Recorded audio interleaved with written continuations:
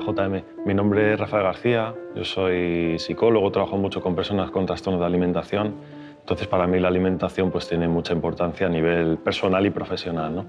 En ese sentido, me gustaría comenzar preguntándote qué es para ti una alimentación sana. Pues yo creo que una alimentación sana, todo el mundo a grandes rasgos lo tiene claro.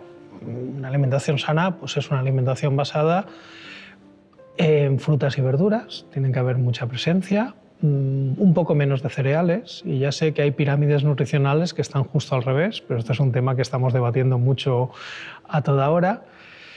La proteína animal, pues principalmente del pescado, y carne roja no abusar, alcohol, bollerías industriales, platos ultraprocesados, cuanto menos mejor, y cuanto menos, incluso si es nada, tampoco pasa nada. Y sobre todo no hacer una vida sedentaria, moverse. No quedarse todo el día sentado en el sofá, sino obligarse a andar, a ir en bicicleta, ojo con correr, porque ahora la gente se está poniendo a correr, y correr, sobre todo si tienes sobrepeso, básicamente es machacarte las rodillas, para empezar, por no hablar de peligros más acuciantes o crueles, como puede ser un infarto. Y ya está. El problema es que esto, que es muy fácil y que yo creo que cualquiera que esté viendo este vídeo más o menos lo tiene claro, aplicarlo es más complicado. ¿Por qué? Porque vamos al supermercado y las tentaciones son grandes y nos podemos equivocar fácilmente. A veces nos podemos ver un producto que ponga rico en hierro y que sea un bollo. Es decir, la cantidad de hierro que tiene ese producto de pastelería es de risa si lo comparas, pues no sé, con una lata de sardinas, una lata de almejas. Entiendo. ¿Crees que le estamos dando una excesiva importancia a la alimentación o quizás al contrario? ¿Crees que no le estamos prestando especial importancia a la alimentación? A ver, es verdad que ahora estamos de moda, porque ahora podemos elegir qué comer. Ten en cuenta que hay 800 millones de personas que pasan hambre, que en España vivimos una posguerra muy dura, como en casi toda Europa.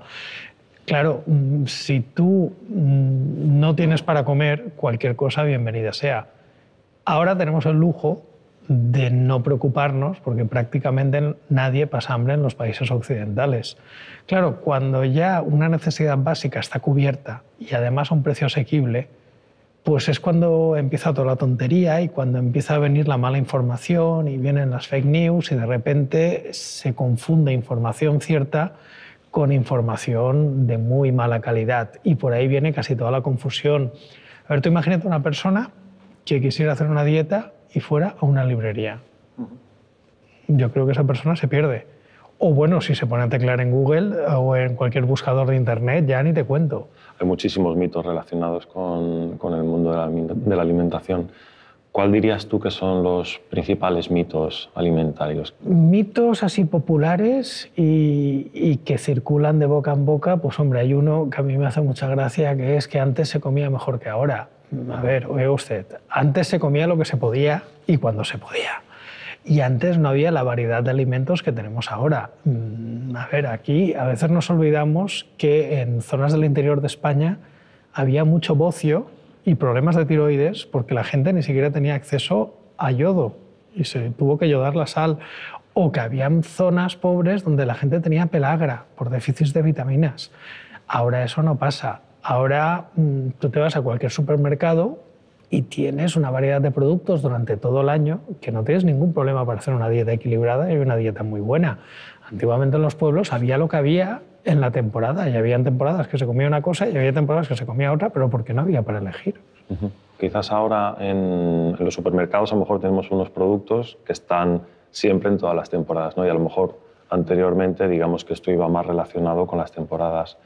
Quizás a lo mejor ahora no estemos haciendo tanto uso de esa variedad que sí que hacían anteriormente nuestros abuelos. A ver, nuestros abuelos lo hacían por obligación y porque había lo que había. Nosotros, curiosamente, nos hemos pasado al otro extremo y ahora ya nadie sabe de qué es la temporada, de qué producto. Hay una forma muy fácil de orientarse. Lo primero, ir a la sección de fruta y verdura, que muchas veces es la que menos tiempo pasamos en el supermercado y debería ser la que más tiempo pasamos. Y preocúpese de que está muy bien de precio. sobre todo de qué productos están como muy baratos y hay mucha cantidad. Posiblemente sea porque estás en el pico de la temporada y el precio ha bajado mucho. Los productos de fruta y verdura suelen estar muy caros al principio o al final de la temporada porque hay poco producto. Simplemente fijándose en qué fruta y verdura está ahora más barata, probablemente estés cogiendo el máximo de oferta y por eso esté bien de precio. Entonces, es una forma de comer productos que están en lo mejor de la temporada y además no gastarse mucho dinero. Teniendo en cuenta un poco que, por ejemplo, en trastorno de alimentación uno de los principales disparadores es el tema de las dietas, ¿no? En ocasiones pues, por sobrepeso. ¿En qué medida crees que podríamos los familiares o educadores incidir en la alimentación de nuestros menores? Tener en cuenta que el sobrepeso, el menor de los problemas es la estética. Es decir, es importante tener un peso adecuado. ¿Por qué? Porque si no tienes el peso adecuado, probablemente dentro de unos años vayas a tener artrosis, vayas a tener diabetes, vayas a tener problemas cardiovasculares. Entonces, eso es lo primero. ¿Por qué? Porque si decimos que el problema del peso es básicamente la estética, acabaremos en los problemas contrarios. Y los problemas contrarios son anorexia, ortorexia, problemas que pueden ser tan graves como una obesidad, sí, o más, o peor. Lo segundo,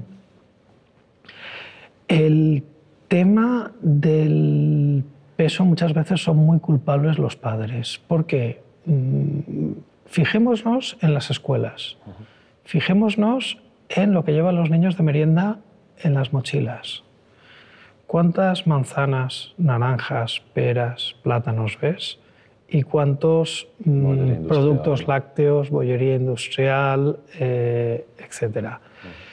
Claro, el problema es que parece que el niño que lleva una manzana de merienda es un paria.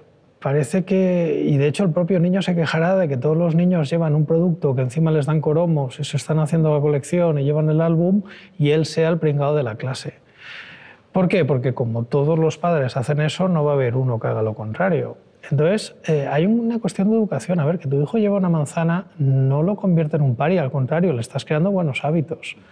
Que tu hijo se acostumbre a comer fruta, a comer ensaladas, a comer verdura de muy pequeño, pues estás haciendo una inversión en salud, le estás dando el mejor regalo que podrías darle. Y eso vale más que pagarle clases de inglés, que pagarle clases de música o de lo que sea. Se ha dicho durante muchos años, ¿no?, que la dieta mediterránea ha sido como un poco la dieta por excelencia que teníamos que seguir, ¿no? Y da la impresión de que hay otro tipo de dieta más relacionada con los países nórdicos que puede estar relacionado con un mayor índice de salud. Quería saber un poco tu opinión en este punto. A ver, los estudios siempre hay que cogerlos, leer el contexto, leer cómo se han hecho y leer qué variables han mirado. Porque muchas veces estudios observacionales y correlaciones, como vulgarmente se dice, las carga el diablo. Y tenemos muchos ejemplos de conclusiones sacadas de estudios que luego eran todo lo contrario. La dieta mediterránea hay que empezar que es una cosa que se inventa, entre comillas, Ansel Keys, uno de los padres de la nutrición, en la Universidad de Minnesota. O sea que tal. Y se basa en un estudio que se hizo después de la Guerra Mundial, comparando la dieta de 7 países, y resulta que los mejores índices los tenía Creta. ¿Qué pasa? Pues ¿qué comían en Creta? Pues comían aceite de oliva, comían queso, comían poca carne, comían muchos cereales y bebían vino. A partir de ahí, todo lo que comían en Creta era bueno. Y a partir de ahí ese es el origen de la copa de vino al día sano, que hoy sabemos que no, ningún alcohol es sano. Claro, el problema es que no se dieron cuenta de que en Creta eran pobres y habían detalles que no tenían tanto glamour ni eran tan vendibles, como que la ingesta total de calorías era mucho más baja que en otros países, porque era gente muy pobre. Y por otro, que las principales profesiones eran agricultores, pescadores o pastores. Es decir, no tenían vida sedentaria, sino tenían una actividad física diaria. Eso no se tuvo mucho en cuenta o no fue lo que se publicitó. Entonces, luego, sobre la dieta mediterránea se han tenido que hacer muchas revisiones, muchos estudios. Ahora tenemos el estudio Predimed, que define más o menos bien lo que es una dieta mediterránea. También es verdad que en Japón también tiene una dieta bastante buena. Y posiblemente por un tema genético, si nosotros hiciéramos la dieta de Japón, no nos vendría tan bien como a ellos. Porque ahora, por ejemplo, se está poniendo de moda aquí comer algas como locos, pero las algas tienen unos carbohidratos de muy difícil asimilación. Pero en cambio los japoneses no tienen problema porque tienen una flora intestinal acostumbrada a digerir estos azúcares que a nosotros nos pueden ocasionar algún tipo de problema o sobre todo molestias. Una dieta equilibrada no es como sumar 2 más 2, que siempre te va a dar 4. Pueden haber muchísimas dietas equilibradas que no se parezcan en nada entre ellas. Luego hay que tener en cuenta que también están las adaptaciones genéticas. A ver, los esquimales comen muy poca fruta y verdura, pero tienen unas adaptaciones genéticas brutales y que sacan todas las vitaminas que necesitan de las focas y de las ballenas. Obviamente, si una persona mediterránea se fuera y hiciera una dieta esquimal, yo no sé cuánto tiempo aguantaría. Y tenemos más casos, los pastores masáis, que también tienen unas dietas muy raras, pero por una serie de adaptaciones genéticas más o menos lo pueden sobrellevar. Entonces, la dieta mediterránea para nosotros sigue siendo la mejor. Y si vemos los índices de salud de los países del entorno, sigue siendo mucho mejor que la de muchos países del entorno. Y eso hay que verlo con datos como índice de infartos, como esperanza de vida, y tener en cuenta que todas estas informaciones siempre hay que matizarlas. A ver, ¿cuántas veces hemos oído la paradoja francesa? Que a pesar que en Francia tiene una dieta muy alta en grasas y que beben mucho vino, su índice de infartos es muy bajo. Vale, esto no es cierto del todo. Si en vez de mirar índice de infartos vemos esperanza de vida, la de España es mucho más alta que la de Francia. Luego está el tema de que las estadísticas médicas no se hacen en todos los países iguales. Y lo que se considera un infarto o un accidente cardiovascular en un sitio, igual en otro, no se considera igual. Eso también puede haber influido.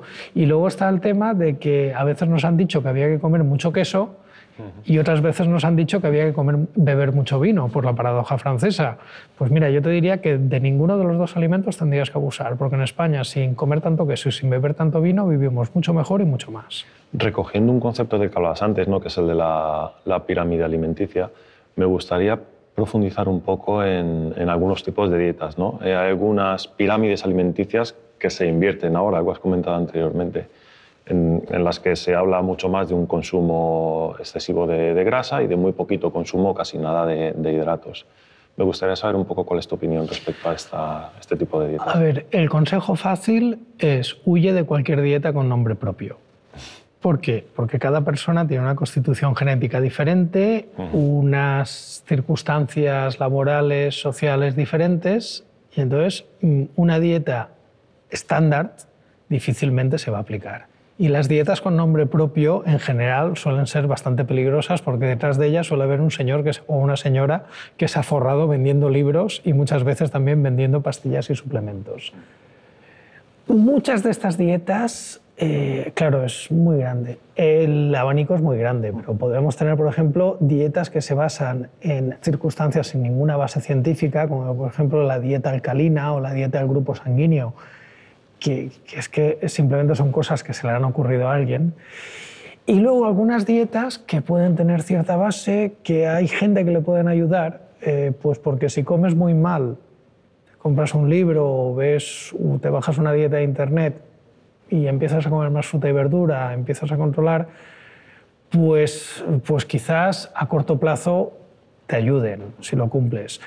En general, yo le diría a la gente que si tiene problemas de sobrepeso, algún problema de salud o simplemente quiere llevar una mejor dieta, se ponga en manos de un buen profesional, un dietista, nutricionista, y que le ponga una dieta adaptada a esa persona, porque cada persona quizás necesita una dieta diferente. Ahora, por ejemplo, tenemos la moda de la paleodieta. Sí. Esta es una de las que más lo está petando. La paleodieta sabemos desde hace mucho tiempo que no funciona, porque para empezar no es una cosa muy estándar. Ya sé que hay por ahí... Exactamente la paleodieta asume que durante la mayor parte de nuestra historia evolutiva hemos vivido, digamos, en el paleolítico, en la sabana, que no estamos acostumbrados a los alimentos modernos, le hace cereales refinados, productos ultraprocesados y tal, y que hay que comer como se comía en el paleolítico. Vale, tú miras lo que dicen ellos que se comía en el paleolítico y cualquier experto en prehistoria o cualquier persona que sepa un poco de historia de los alimentos te dirá que no hay por dónde cogerlo. A ver. Y luego, aparte, muchas de las cosas que dice esta dieta no son ciertas. Y luego está el tema de que en este mundillo hay tan poco control que hay gente que dice que te hace una dieta paleo o gente que te hace una dieta alcalina y cada uno está diciéndote una cosa que no tiene mucho que ver. Entonces, por eso yo siempre recomiendo, mira, un buen profesional que te haga la dieta que lleve tu nombre, la dieta de Juan o la dieta de María, y ya está, y no la dieta de otro señor que no conoces. Entiendo. Otro punto que me preocupa también mucho es los complementos vitamínicos, ¿no? Hay algunos chavales que van al gimnasio, intentan, digamos, a nivel muscular, pues complementos proteicos para tener más músculo, un músculo más crecido, más definido, etc. ¿En qué medida podría ser perjudicial todos estos complementos vitamínicos, proteicos? A ver, en general, si tienes una buena dieta, no necesitas ningún tipo de complemento. Una persona que siga una dieta y que esa dieta le obligue a tomarse algo o a comprarse pastillas o a comprarse suplementos, pues ya tiene la primera señal de que esa dieta no es buena. A ver, una dieta muy rica en proteínas, con exceso de proteínas, pues a la larga puede suponer problemas renales. Pero claro, estamos hablando muy a la larga de problemas de descalcificación de huesos y problemas de ácido úrico, la temible gota que se decía antes. Sí. Esas son dietas muy ricas en proteínas y a largo plazo. En general, si la persona, independientemente de ir al gimnasio y tomarse esos batidos de proteínas que se toman, tiene una dieta normal, lo único que le va a pasar es que se va a gastar mucho dinero en esas. Pero si se pasa, pues va a empezar a tener problemas de salud. El deporte también, lo mejor es hacerlo bajo supervisión. Y por favor, si vas a empezar a hacer deporte en un gimnasio de alta intensidad o vas a empezar a entrenar para una maratón, en vez de gastarte 200 euros en unas zapatillas y 300 euros en suplementos, gástate 50 o 60 en una prueba de esfuerzo. En irte a un médico y que te vea que no tienes ningún tipo de problema cardíaco, que puedes aguantar y tal. ¿Por qué? Porque estamos teniendo problemas sobre todo con gente de mediana edad que se pone a correr y se pone a hacer medias maratones y maratones. Y hay problemas cardíacos. Y hay problemas cardíacos y gente que se está quedando por el camino. Por eso, por no gastarse 300 euros en unas zapatillas, sino gastarse 50 en una prueba de esfuerzo. Me gustaría saber un poco cuál es tu opinión de, pues, por ejemplo, de las dietas veganas, vegetarianas. A ver, volviendo a la idea de que hay muchas soluciones para una dieta buena, que no hay una solución única, una dieta vegetariana puede ser tan buena como una dieta omnívora. Tienes que ir con más cuidado. ¿Por qué? Porque hay muchos nutrientes y muchas vitaminas que tienen origen animal. En cambio, una dieta vegetariana que incluya huevos y leche, pues puedes tener prácticamente todo. Quizás tengas que tener cuidado con la vitamina B12, que la mayoría de fuentes buenas y asimilables son de origen animal. Convendría una supervisión o consultar a un dietista nutricionista y sobre todo que sea vegetariana pero que sea muy variada. Es decir, sobre todo alterar legumbres y cereales. ¿Por qué? Porque las proteínas de origen vegetal no son nutricionalmente tan ricas como las de origen animal, por un tema de composición de aminoácidos. Pero si combinas legumbres y cereales o tienes mucha variedad de verduras, pues no es un problema. Las dietas veganas, aquí ya es más problemático y aquí ya hace falta una supervisión más cercana, principalmente por la vitamina B12. Y puntualmente también pueden aparecer problemas de yodo. Pero vamos, básicamente la vitamina B12. Y una persona que quisiera seguir una dieta vegana, siempre le diría que fuera a un dietista y que lo tuviera muy controlado.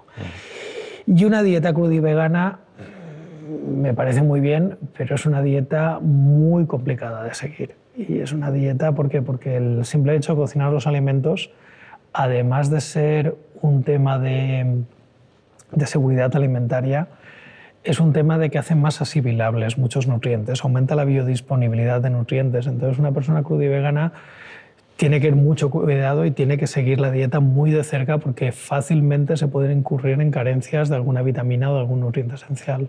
Estás hablando, JM, mucho de la vitamina B12, ¿no? Me gustaría un poco que desarrollases un poquito más la importancia de esta vitamina. A ver, la vitamina B12 es una cobalamina, esto no me quiero enrollar, pero vamos, es una vitamina que contiene cobalto. Como cualquier vitamina, nosotros no tenemos la capacidad de sintetizarla. Eso quiere decir que lo que tú necesitas lo tienes que asimilar por la dieta. Cuando tienes falta de vitamina B12 puedes notar calambres, puedes notar cansancio, algún otro tipo de problemas y a la larga la falta de vitamina B12 te puede provocar problemas neurológicos que pueden llegar a ser muy serios. Por lo tanto, en cualquier dieta, a ver, tienes que tener suplementos de todas las vitaminas, porque la falta de cualquier vitamina provoca problemas de salud, de los aminoácidos y ácidos grasos esenciales, pero hablando de dietas veganas, el principal problema puede ser la falta de B12. Falta de vitamina C, por ejemplo, un vegano es difícil que tenga. ¿Por qué? Porque la mayoría de vegetales tienen vitamina C, pero en cambio falta de vitamina B12, al no tener fuentes animales, ahí tenemos un problema y de hecho la mayoría de los veganos se suplementan con B12. Que hay muchos mitos relacionados con el azúcar, si azúcar blanco, azúcar moreno, stevia, como muchos sucedáneos, edulcorantes. Quería que me hablases un poco de todo el mundo del azúcar, ¿no? Con el azúcar ahora tenemos un problema. Ahora digamos que es el malo que está de moda. A ver, el azúcar es un nutriente. Es una fuente de carbono, nos proporciona energía, de hecho es la fuente preferida de energía de nuestras células.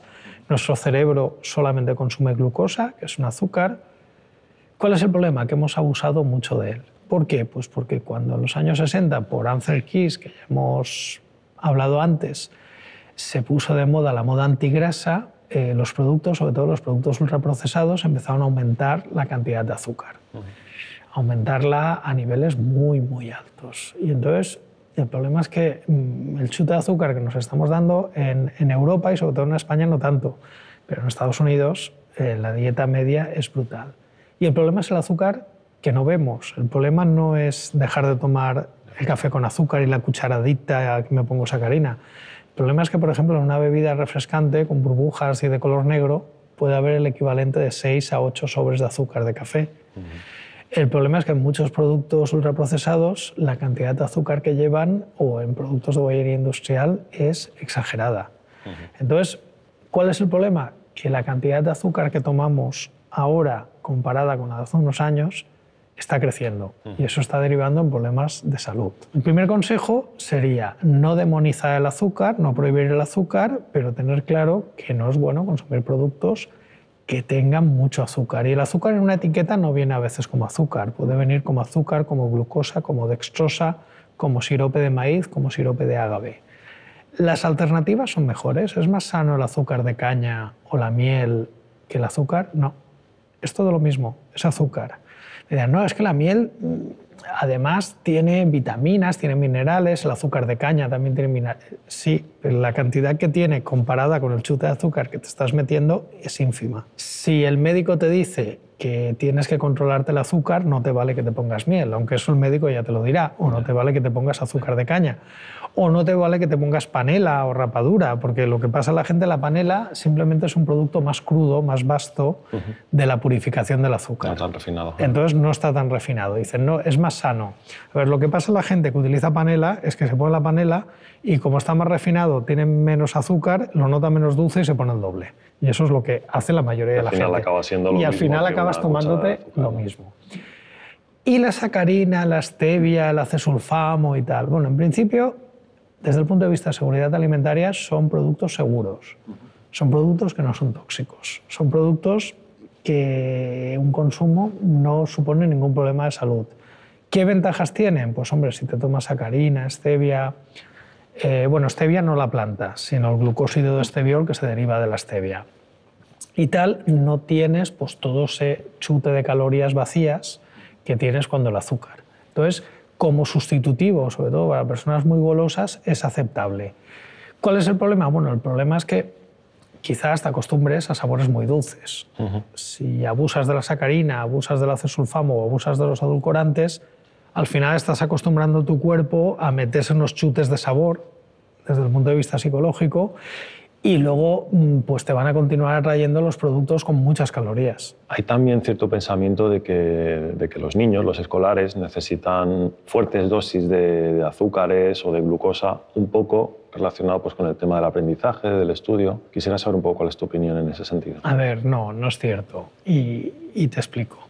Nuestro cerebro consume solamente glucosa. Nuestro cerebro es un órgano muy caro, es decir, ocupa el 2% del peso corporal y consume el 25% de la energía. Por eso nos permite hacer cosas como el pensamiento abstracto, la utilización de herramientas que los animales en general no pueden. ¿Eso quiere decir que tengamos que comer mucha glucosa o que si estamos pensando mucho tenemos que atiborrarnos azúcar? No, ni mucho menos. Y esto vale para los niños y como los adultos. ¿Por qué? Porque el metabolismo sirve para que todo esté en equilibrio. Es decir, tú piensas que tengas la dieta que tengas y mira cuántas dietas hay en el mundo, al cerebro le sigue llegando glucosa, comas lo que comas. Una persona en China que no se parece en nada a lo que come a una persona que vive aquí, los dos les va a llegar glucosa al cerebro. ¿Por qué? Porque el metabolismo está adaptado para, a partir de lo que tú le das, fabricar lo que necesite. Y entonces tenemos una ruta, es decir, cuando una persona está con una dieta de 0 hidratos de carbono, como las dietas disociativas, no se muere. ¿Por qué? ¿Cómo le llega glucosa al cerebro? Porque tenemos una ruta metabólica que se llama la gluconeogénesis, que lo que hace es, a partir de unos compuestos, normalmente viene a partir de aminoácidos, que también tiene carbono, o de grasas, sintetizar glucosa que necesita el cerebro. De hecho, ese es el truco porque algunas dietas disociativas al principio funcionan, porque es un cambio metabólico muy brusco. Esto viene a simular estar como en una diabetes, entras en cetosis y tal, no me quiero enrollar, y por eso al principio tienes una pérdida de peso muy acuciada. Luego ya paras y luego el problema es que a la larga puedes tener hasta efecto rebote. Entonces, volviendo a la pregunta, ¿a los niños cuando están en exámenes tenemos que atiborrarles a cosas dulces? No, porque luego se van a acostumbrar y no van a salir de los productos azucarados. A los niños cuando están creciendo, cuando están estudiando, hay que darles una dieta equilibrada y que se acostumbren a comer mucha fruta y verdura, ¿vale? Pero no hay que darles más dulce, tal. ¿Por qué? Porque su cuerpo ya se busca la vida y su cuerpo ya se desarrolla. Y si les das muchos dulces se acostumbran y luego van a acabar con problemas de sobrepeso. Y desde el punto de vista psicológico y emocional, ¿no? El azúcar tiene un papel muy importante. En momentos donde, digamos, a nivel emocional estamos un poquitín más bajos o más ansiosos, ¿no? Hay muchas personas que recurren al azúcar. ¿Cuál sería un poco el mecanismo a nivel cerebral que está ahí empujando a algunas personas a...? El mecanismo del sabor dulce es bastante complejo y la gente que estudia la neurobiología de la alimentación han llegado a resultados muy interesantes. Ten en cuenta una cosa, los postres siempre van al final. Y aunque estés saciado, te hayas pegado la gran comilona, te ponen algo dulce y siempre tienes un hueco. Esto no es casualidad. Esto es un tema genético. Porque tened en cuenta que la agricultura y la vida sedentaria, pues el hombre empezó hace 6.000 años. Pero antes todos los antepasados evolutivos habían pasado millones de años siendo cazadores-recolectores.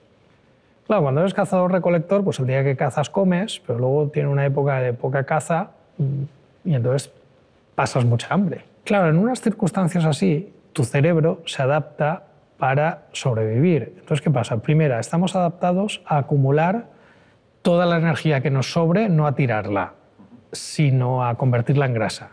Por eso todo el azúcar que no consumas se va directo al Michelin. Cuando vives en la selva, un panal de miel, una fruta, es una fuente de azúcares muy rica. Y eso es una cantidad de energía muy alta en poco espacio. Entonces, tenemos un mecanismo evolutivo para que nuestro cerebro nos diga cómetela toda y que no sobre. ¿Por qué? Porque eso lo vas a acumular y cuando vengan las vacas flacas lo vas a soltar.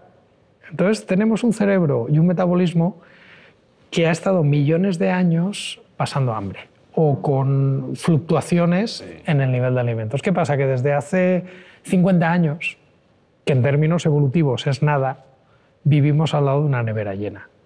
Claro, todos esos mecanismos que tenían un significado y que ayudaban a nuestra supervivencia, ahora ya están descontextualizados. Ahora ya son los responsables que tengamos tanta diabetes, tanta obesidad y tal. Por eso es complicado de gestionar. También se frivoliza, también se habla de que hay una adicción al azúcar y la comparan con la cocaína. No, desde el punto de vista cerebral son circuitos completamente diferentes, mecanismos completamente diferentes. No olvidemos, el azúcar, a pesar de todo, sigue siendo un alimento. El que no hay que abusar es un alimento. La cocaína y la heroína no son alimentos. El aceite de palma, del que se ha hablado mucho este año por un tema de moda, a ver, no es ninguna maravilla nutricional. Este año ha habido una fobia o un pánico. ¿Por qué? Porque hubo un estudio que veían que el ácido palmítico, no el aceite de palma, en un estudio con ratones se veía que era importante para la progresión del cáncer. Y a partir de ahí se dijo que el aceite de palma era cancerígeno y de repente la gente se puso a mirar etiquetas y vio que el aceite de palma estaba en todas partes. A ver, poco a poco. ¿Por qué se utiliza tanto el aceite de palma? Pues por varios motivos. Primero, que es barato. Y es barato porque viene normalmente de países tropicales donde la mano de obra está tirada de precio y se hace a costa de deforestar zonas de alto valor ecológico, etcétera, etcétera. Segunda, no es porque la industria quiera envenenarnos, porque, hombre, lo veo un mal negocio, cliente muerto no paga. Lo que pasa es que para la industria tiene unas ventajas. Primera ventaja, que no tiene sabor. Como no tiene sabor, pues tú lo puedes utilizar y si es dulce va a seguir siendo dulce y si es salado va a seguir siendo salado. No es como, por ejemplo, el aceite de oliva, que tiene un sabor muy característico y en un dulce el aceite de oliva es complicado de cuadrar. Y luego, aparte, tiene una temperatura de fusión que es a 37 grados. ¿Esto qué quiere decir? Que si tú tomas, por ejemplo, una chocolatina, un bollo, un producto que tiene aceite de palma, cuando lo tengas en la boca, como tú estás a 37 grados, empezará a fundirse. Y esa sensación es muy agradable y esa sensación al consumidor nos gusta mucho. Entonces, barato, maleable, no deja sabor y da una textura que el público demanda, pues por eso se utiliza tanto. ¿Es un veneno? No. Lo que tendríamos que preocuparnos no es por el aceite de palma, es por los compuestos que llevan aceite de palma, los productos y los alimentos que llevan aceite de palma. ¿Por qué? Porque son los menos aconsejables. Suelen ser productos ultraprocesados, productos elaborados, que además de aceite de palma suelen llevar mucho azúcar, en muchos casos, o muchas grasas saturadas. Los pánicos son fáciles de desmontar. El estudio al que hacía referencia no hablaba de aceite de palma, hablaba de ácido palmítico, que es el componente mayoritario del aceite de palma. Pero no olvidemos que el 10% del aceite de oliva es ácido palmítico y el 1% de la leche materna es ácido palmítico. Si empezamos a tirar del hilo, igual nos asustamos todos. ¿Ese estudio está diciendo que el aceite de palma sea cancerígeno? No. No, no lo está diciendo. ¿Por qué? Porque ese estudio es un estudio a partir de ratones que habría que ver si es extrapolable a humanos, habría que ver la cantidad de aceite de palma que habría que comer y habría que ver el contexto de la dieta. Hay muchísimas más variables. Por las mismas fechas salió un estudio que también relacionaba un aminoácido, la asparagina, con la progresión del cáncer de mama. Curiosamente, la asparagina es un aminoácido muy presente en algunas verduras como patatas y espárragos.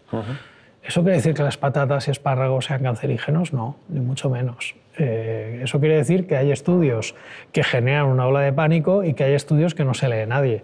Pero a ver, que haya un estudio, uno, en unas circunstancias concretas que vean algo, no quiere decir que eso sea extrapolable. Para que sea extrapolable necesitamos estudios en humanos a largo plazo y normalmente esto se hace por estudios de correlación. Esto se hubiera visto que la gente que consume mucho aceite de palma tiene tendencia a determinado tipo de cáncer. La gente que consume muchos productos con aceite de palma tiene tendencia a la obesidad y a la diabetes. Eso es lo que hay que preocuparse. Sí. Hay por ahí también un poco estas cosas que escucha uno cuando es pequeño, ¿no? Esta típica frase de hay que desayunar como un rey, comer como un príncipe y cenar como un mendigo, o algo así creo que era. No sé cuál es tu opinión en ese sentido de que al desayuno se le dé una excesiva importancia y digamos que vaya rebajando a lo largo del día el aporte. Yo siempre he creído que eso lo inventó un fabricante de cereales. Sí que es verdad que es bastante controvertido, porque la mayoría de estudios dicen que no importa tanto, si la dieta es equilibrada, no importa tanto la distribución que hagas a lo largo del día. Sí que es verdad que lo que no es aconsejable es tener una cena muy copiosa y media hora después estar en la cama. ¿Por qué? Pues porque te va a costar dormirte. Te va a costar dormirte porque el cerebro está más pendiente de la digestión que de que tú te duermas. Y entonces es la típica sensación que hemos tenido todos, que en la cama nos da vuelta todo, que no nos dormimos y tal. Pero la mayoría de estudios indican que no hay tanta diferencia entre hacer el desayuno fuerte y la comida ligera, como hacen, por ejemplo, en los países anglosajones, o hacer el desayuno ligero y la comida fuerte, como solemos hacer aquí. Y a ver, hay gente que tiene dietas muy buenas y que tiene una salud muy buena y que hace desayunos ligeros y comidas fuertes. Incluso hay gente que hace 5 comidas al día y gente que hace 3. Tampoco hay tanta diferencia. Es decir, lo importante es que cuando llegue el mes o cuando llegue la semana miras todo lo que has comido y que tengas de todos los nutrientes, que no te hayas pasado de calorías, etc. En este sentido, en los desayunos, quizás hay veces como que los padres pueden sentir como mucha presión en que sus hijos tengan un desayuno fuerte para empezar el día. ¿Crees que es necesario obligar a que nuestros hijos desayunen muy potente? A ver, potente o ligero, que lo que desayunen sea sano. Si tú dices que, si tú entiendes por un desayuno potente cereales azucarados, que tú miras la composición y le acercas un mechero y explota de la cantidad de azúcar que tiene, pues no, sinceramente, eso no es un desayuno potente, eso es un desayuno malo directamente, que le acostumbras. Si un desayuno potente tienes pues unas tostadas de pan integral mejor, con tomate, o algún tipo de verdura o un vaso de leche, pues a mí me parece mejor. Pero si el desayuno potente son galletas, dulces, pues no. Entiendo. Y si te acostumbras a comer fruta en el desayuno, tanto mejor. Mejor, ¿no? Me gustaría que hablásemos ahora de los transgénicos, ¿no? Es como una palabra que así inicialmente, cuando la lees, genera como mucho malestar, mucho miedo. A ver, es el campo en el que trabajo. Yo realmente trabajo en biología molecular de plantas y yo me dedico a hacer plantas transgénicas. Un transgénico, por definición, no es más que un organismo que lleva un trozo de ADN que viene de otro organismo.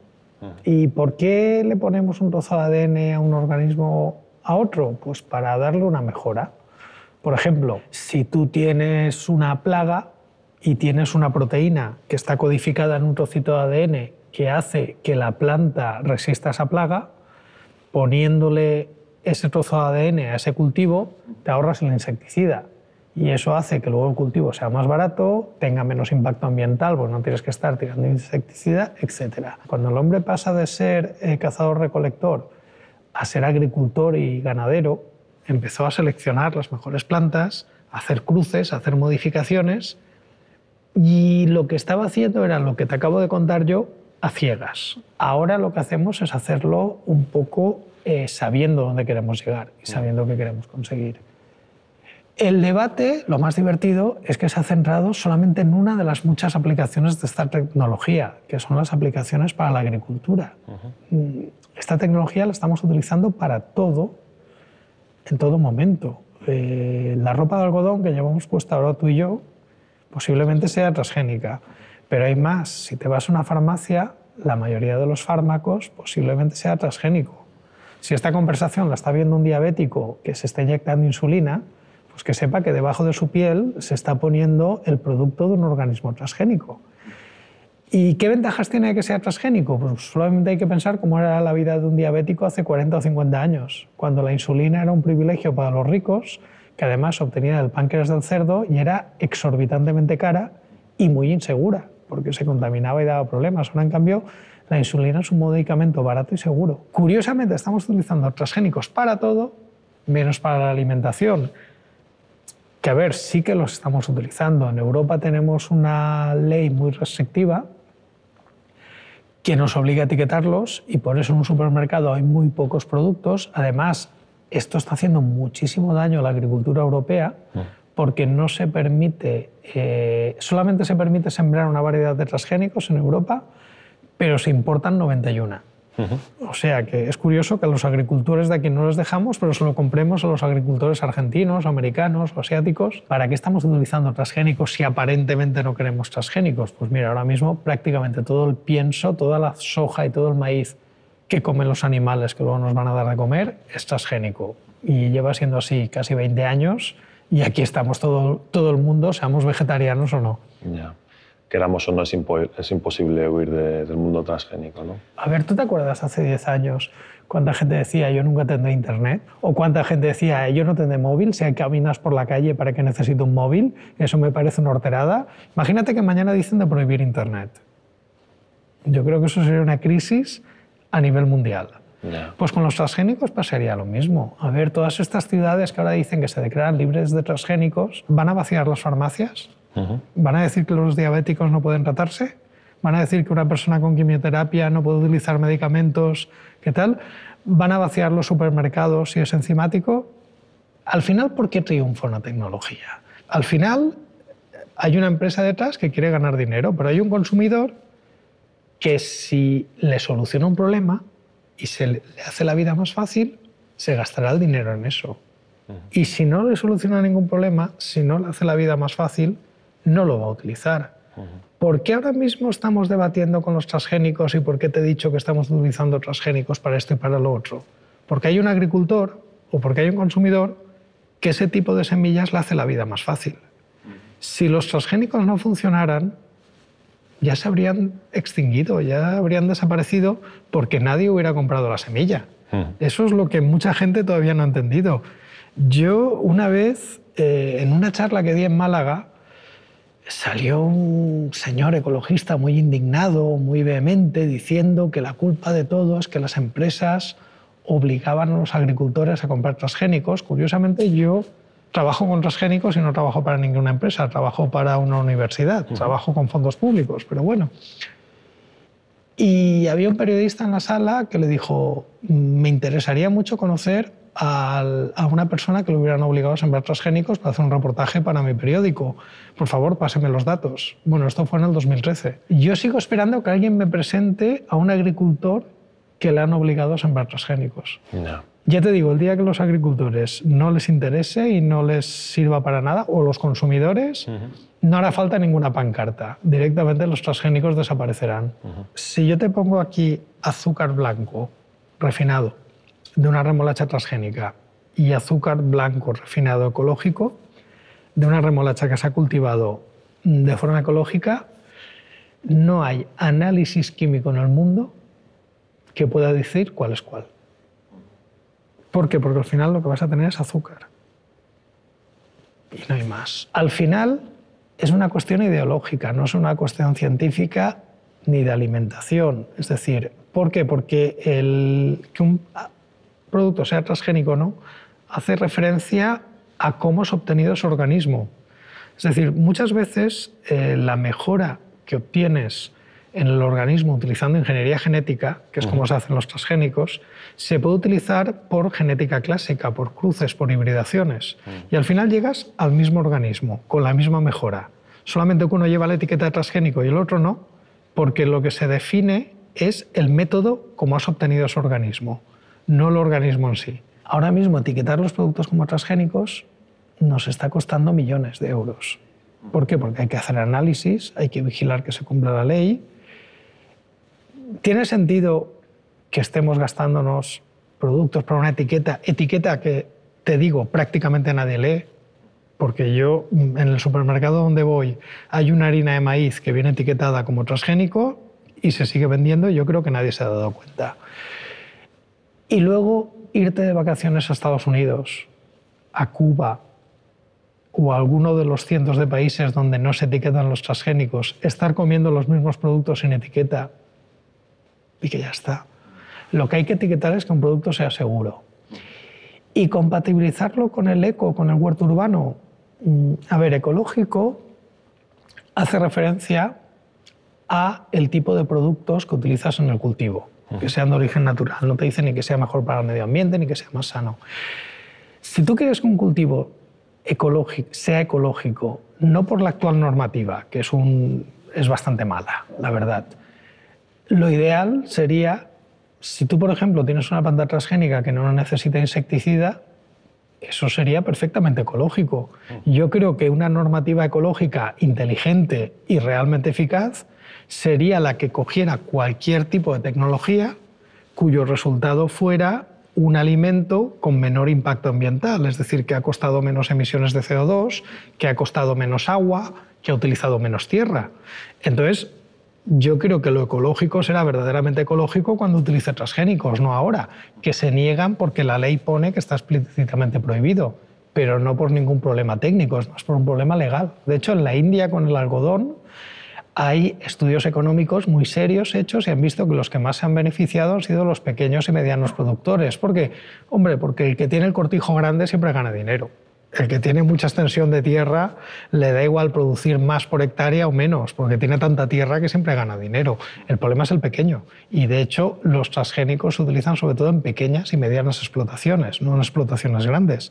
Y de hecho, el tamaño medio de las explotaciones ecológicas es mayor que el de las explotaciones convencionales. ¿Por qué? Porque tienen menos rendimiento. El problema es que el reglamento actual de la agricultura ecológica, y se acaba de cambiar, ha salido un reglamento nuevo en 2018, No hace referencia a que sean productos locales. No hace referencia a que sean productos de temporada. Te permite producir bajo invernadero fuera de temporada. Te permite que vendas como ecológico productos que vienen del hemisferio sur o de la otra parte del mundo. Solamente hace referencia a los pesticidas que puedes utilizar, que tienen que ser de origen natural. Bien, vale, es un reglamento que se han hecho, depende de unos parámetros, pero nada te garantiza que el producto final sea mejor para el medio ambiente ni mejor para tu salud. Hablando de pesticidas, me gustaría que me explicases un poco, hablases acerca del glifosato. Que es, otro pesticida de moda. Que creo, no, corrígeme si me equivoco, que no sé si ha sido categorizado por la OMS como potencialmente cancerígeno. Sí, igual que la carne, pero en fin. Lo primero que querría es devolverte yo la pregunta. ¿Por qué me preguntas por el glifosato y por qué no me preguntas por el paraquat? ¿O por qué no me preguntas por las atracinas? ¿O por qué no me preguntas por el malatión? ¿O por qué no me preguntas por el lindano? O por otros muchos pesticidas que en algún momento se han prohibido porque se ha visto que eran productos químicos persistentes o se ha visto que eran perjudiciales para el medio ambiente. ¿Por qué estamos hablando específicamente de este? Bueno, es una pregunta retórica, me la voy a contestar yo. Supongo que tú me la has preguntado porque está de moda o porque se habla mucho y porque hay ciudades y que quizás se porque también tiene un poco este aporte de la OMS que en cierto modo le da cierto peso. Bueno, creo, pero la lista esa es muy larga y hay muchas cosas. En la misma categoría que el glifosato está trabajar en una peluquería y no hemos preguntado por los peluqueros, o trabajar en el turno de noche y no hemos preguntado por los taxistas o por los controladores aéreos. ¿Es potencialmente cancerígeno? Sí, trabajar está en una peluquería exactamente en la misma categoría. Ajá. Trabajar en una peluquería, trabajar en una cocina de un restaurante, trabajar en el turno de noche y el glifosato. El glifosato es un herbicida que desarrolló Monsanto en los años 70, que tuvo muchísimo éxito. ¿Por qué? Pues porque la toxicidad que tiene es menor que la de la cafeína o que la de la aspirina. Con la diferencia que además la cafeína y la aspirina te las bebes o te las comes, pero en cambio el glifosato, un herbicida, pues tienes que manejarlo en unas condiciones de seguridad y un herbicida no se bebe. Este herbicida tuvo muchísimo éxito, se empezó a utilizar, de hecho se utilizó y no hubo ningún problema, y de hecho lo que hacía la gente es que dejaba de utilizar los herbicidas anteriores y como se iban prohibiendo, porque el paraquat y las atracinas se prohibieron porque eran herbicidas que sí que eran muy tóxicos, pues el glifosato se popularizó mucho. ¿Qué pasa? Que la empresa esta Monsanto en algún momento desarrolla plantas transgénicas resistentes al glifosato, que de hecho hay que decir que no las desarrolla Monsanto, las desarrolla una empresa pequeña que luego compró Monsanto. Entonces, ¿qué ventaja tenía? Pues que tú puedes sembrar esas semillas resistentes, echas el glifosato y te olvidas de las malas hierbas. Mientras que si no tienes eso, claro, como el cultivo también es sensible al herbicida, tienes que hacer un pretratamiento que se llama, arar la tierra, y eso es mucho más costoso y además produce mucha más erosión, es mucho más agresivo para el suelo. Empieza toda la campaña contra los transgénicos. ¿Alguien se acuerda de lo que decía Greenpeace hace 20 años de los transgénicos? De que si no se iban a producir cáncer, no se iban a producir el mal de las vacas locas, no se iban a envenenar, iban a contaminarlo todo. Nada de esto se ha cumplido. Es decir, el fin del mundo este que anunciaban en el apocalipsis, aquí estamos esperando, pero no llega. Claro, llega un momento que la gente se cansa de ese mensaje. Hay que cambiarlo. Entonces dices, bueno, como con los transgénicos ya no me hacen caso, porque todo lo que estoy diciendo, si uno mira las cifras de crecimiento, ha sido la tecnología agrícola que más rápida implantación ha tenido.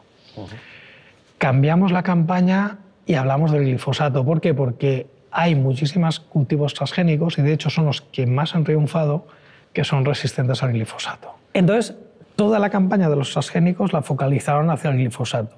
¿Qué pasa? Que las autoridades sanitarias, los que tienen que dar permisos de utilización, los mismos que han prohibido el paraquat, las atracinas, porque sí que había peligro, siguen diciendo que no hay ningún peligro, que no hay ningún informe científico que justifique una prohibición.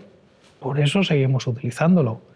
Y de hecho, lo del cáncer a mí me hizo mucha gracia. ¿Por qué? Porque esa lista de la IARC, que es una institución que depende de la OMS, es una lista cualitativa, no es una lista cuantitativa. Eso quiere decir que es una lista que te dice qué, pero no te dicen qué cantidad. Tradicionalmente el glifosato estaba como categoría 4, no cancerígeno. Llega un momento, que es el año 2015, creo recordar, que evalúa una serie de estudios nuevos y le sube a la categoría 2A, probablemente cancerígeno. Eso quiere decir que no hay datos de que sea cancerígeno, pero hay algunos indicios en animales. Y entonces dicen, no, el motivo de que hay que prohibirlo es que es cancerígeno. Oiga usted, en la categoría 1, como seguro cancerígeno, junto con el alcohol, con el tabaco y con el plutonio, está la carne roja procesada. Carne roja procesada es hamburguesas, jamón, mortadela, salchichón, chorizo, embutido. Tenemos datos que una dieta rica en estos productos correlaciona con cáncer, un aumento de probabilidad de un cáncer colorectal. ¿Esto es lo mismo que fumar? No. Y están al ladito en la lista. No, fumar es peor. Multiplica las posibilidades de cáncer de pulmón, creo que es un 30 o un 40%. El cáncer colorectal, la asociación que se ha visto, igual es un 1% o menos. Si tú el argumento que me dices es que hay que prohibirlo porque es una categoría 2A, dices, ¿y cómo puede ser que estés vendiendo carne de ternera ecológica, que también está en la categoría 2A? ¿O cómo es posible que estés vendiendo jamón serrano ecológico, que está en la categoría 1? Mira, mejórame ese argumento que no me cuela. Un poco relacionado pues, con todo el tema de los vegetales, ¿no? Circula por esa frase mítica, ¿no? De los tomates ya no saben a tomate. ¿Qué crees que ha pasado con el mundo del tomate? A ver, los tomates no saben a tomate. Yo, cuando la gente añore el tomate de la infancia, le preguntaría, sobre todo a la gente que ya tenga una cierta edad, que son los que se ponen más pesados con el tema de que el tomate no sabe a tomate, si ellos recuerdan los tomates RAF de la infancia o los tomates Kumato de su infancia o de su niñez. Si lo recuerdan, están creando un falso recuerdo, porque tanto los tomates Kumato como los RAF son unas variedades de tomate muy recientes y son sabores que en la infancia no pudieron tener si tienen más de 50 años. A ver, el tomate sigue sabiendo tomate y siguen habiendo variedades de tomate que no son nada del otro mundo y hay variedades de tomate espectaculares. ¿Cuál es el problema?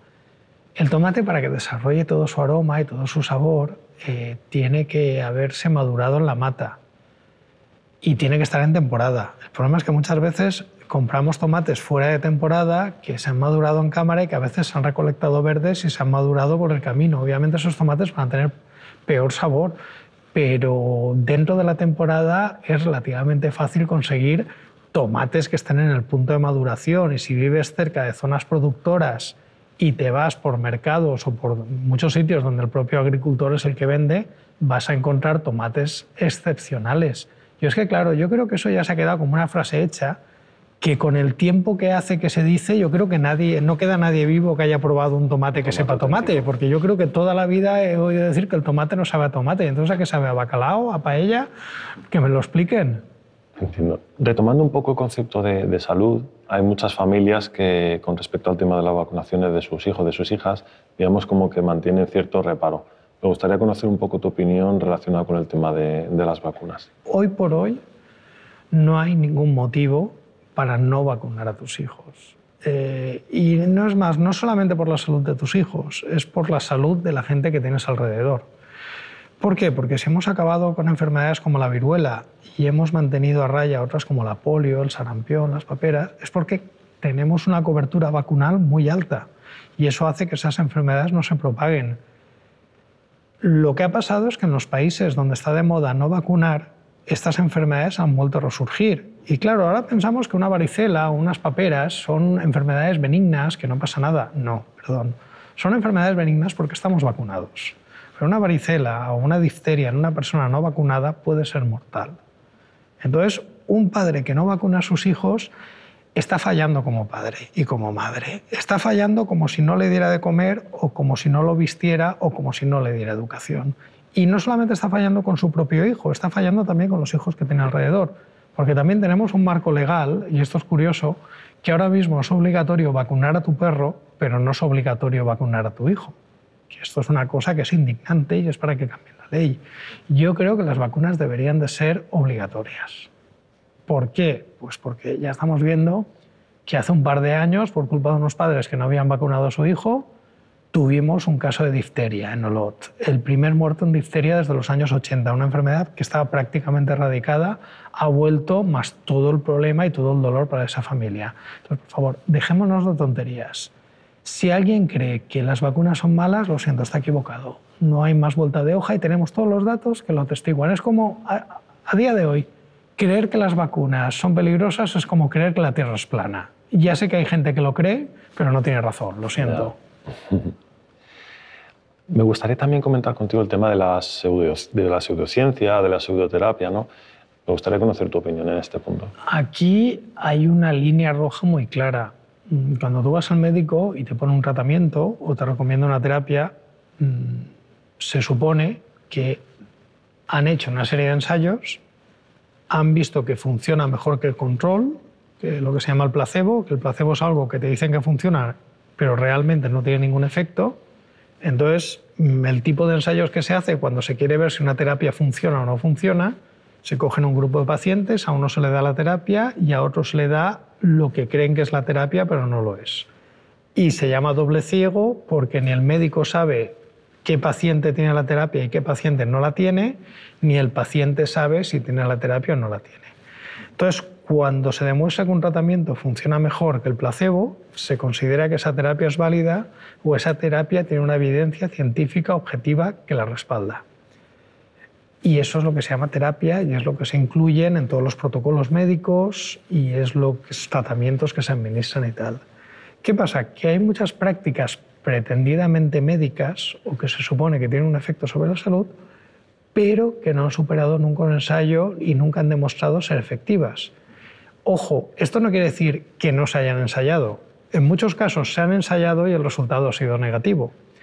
Todas esas terapias hay gente que se empeña en seguir usándolas a pesar que no hay ninguna evidencia. Se están dando terapias como la homeopatía, como la acupuntura, como muchas prácticas orientales que no hay ninguna evidencia de que funcionen y se están vendiendo y se está cobrando. Entonces, desde el punto de vista de protección del consumidor, tú estás vendiendo algo que tiene unas propiedades que nunca ha demostrado. Y luego en algunos campos como la psicología, y supongo que tú lo sabrás, hay un mundo brumoso donde el paciente muchas veces no sabe distinguir al psicólogo serio del que le está vendiendo humo. Y el problema es que se está dejando. Y luego el problema ya no es solo el dinero. El problema es que si tú tienes un problema de salud serio y te pones en manos de un terapeuta o una terapeuta, el problema es que te da un tratamiento que no es efectivo, pero mientras tanto tu problema de salud va creciendo. Yeah. Y hemos tenido ejemplos. En Valencia tuvimos el famoso caso de Mario Rodríguez, que trató de curarse una leucemia con vitaminas, o tuvimos el famoso caso de Steve Jobs, y muchos más casos. Hace poco el doctor Bosch Barrera, creo que es, un oncólogo en Cataluña, sacó una foto espeluznante de una persona que tenía un cáncer de mama y se había tratado con zumos, frutas y tal, y claro, el cáncer había ido creciendo y al final la pobre señora falleció. Es decir, no nos estamos jugando solamente el dinero, nos estamos jugando a proteger la salud de la gente. ¿De qué forma podríamos empujar al mundo universitario, al mundo del adolescente que está decidiendo qué carrera elegir? Aquí el mundo de la ciencia puede ser muy interesante y tiene salidas. Tiene que gustarte. ¿Por qué? Porque es una carrera que tiene un esfuerzo muy considerable de estudio y que luego tienes unas condiciones laborales que no vas a hacerte millonario. En el contexto actual, pues es muy complicado hacer una carrera científica en España. Otra cosa es que te guste viajar. Entonces, si te vas fuera de España, sí que tienes muchas oportunidades, muchas más que en España. En España tenemos el problema que venimos de una serie de gobiernos que no es que no hayan invertido en ciencia, sino que todos los países de nuestro entorno están subiendo el presupuesto y en España lo estamos bajando, lo cual es un suicidio, creo yo. Dicho esto, yo cuando dije que quería ser científico, la gente del entorno de mi familia me dijo que no, que hiciera, y al final lo hice porque quise y no me arrepiento. Y si hubiera hecho otra profesión, ¿hubiera ganado más dinero? Quizás, o no, no lo sé. ¿Hubiera sido más feliz? No lo creo. Entonces yo, si alguien quiere estudiar ciencia, le diría que se anime, que lo haga, que tenga claro que no va a ser fácil, pero bueno, nada es fácil en esta vida, y que pocas profesiones o pocas actividades hay que te creen tanta satisfacción a ti mismo como cuando haces un descubrimiento nuevo, como cuando un experimento que te ha costado muchísimo al final ves un resultado o cuando se confirma una hipótesis. Entonces, a pesar de todo lo malo que es conocido, oye, si te gusta, no hay más. Bueno, JM, pues muchísimas gracias. Ha sido una conversación muy sincera, ¿no? Ha sido instructiva, ha sido reflexiva también con respecto a algunos puntos. Te agradezco muchísimo todo lo que hemos hablado y nada más. Muchas gracias. Espero que os sea útil.